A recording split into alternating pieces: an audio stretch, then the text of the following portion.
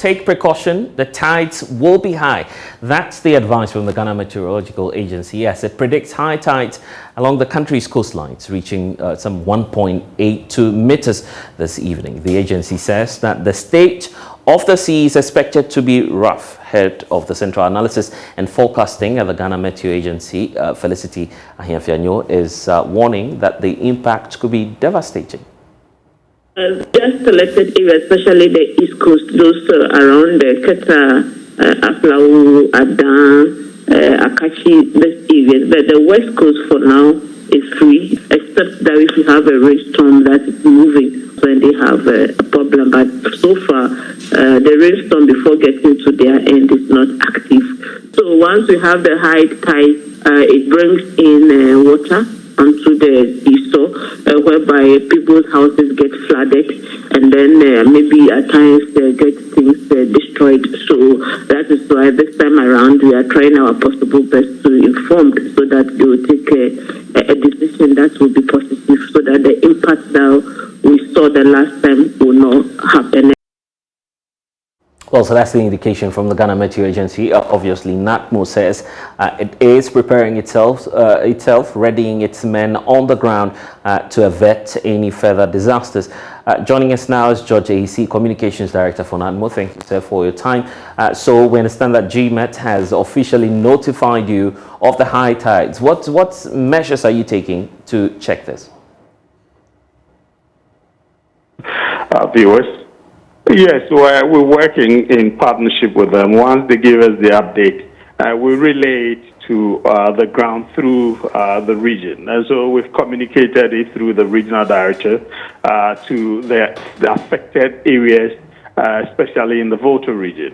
We've communicated it through the regional director, and she's also relayed it to the district directors to take steps to ensure that we'll get them as many as possible to move to safer grounds, identify places that when the tides come in, it will not affect them directly, though they cannot move their houses or homes to any other place, but the people can prepare themselves, get their vital properties away, and then get their families away to these identified safe havens, so they will not be affected by the tidal waves. And what's troubling is that this is just happening a few days or a couple of weeks after your men were recovering from the earlier incidents. How different will your operation be this time around?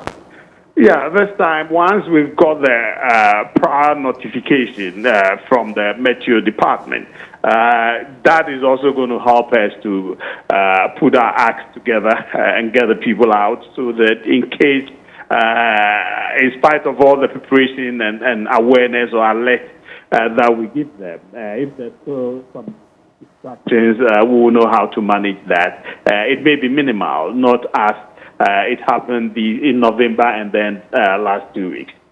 We are hoping that we'll be able to communicate it as effectively as possible and get people to also pay heed to our call for them to move to safer ground. And that cooperation is always there, because definitely we'll get the district chief executive and the assembly people involved in these communications and then moving the people away to safety. What are the experts forecasting from your end on this matter?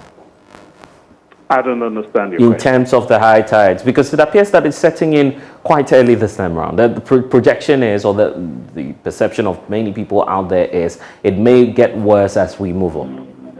Yeah, you know, we are in daily contact with the Meteo. So what they give us, we are not weather forecasters.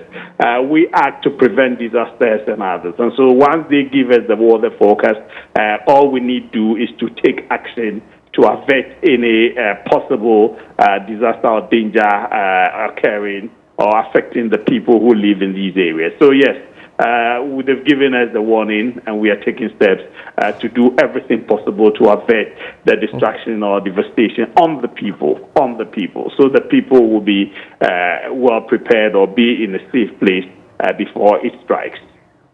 Are you running out of resources now? I don't understand following last week's or last month's no. We are restocking. If it's in relation to relief, we are restocking. We believe by this week, by Thursday, Friday, we should have finished restocking all our 4 major warehouses and then start the pre-positioning. The last conversation we had bordered on long-term solutions, and part of them was the issue of relocation. How far with that? Yes. With the Qatar one, I don't have the update on that. With the Shama one, we told you the people are willing now to relocate, but it's now up to the authorities to determine that they've concluded every agreement with the landowners for the people to move, and then settlement infrastructure will be put in place. We are yet to get the update on that.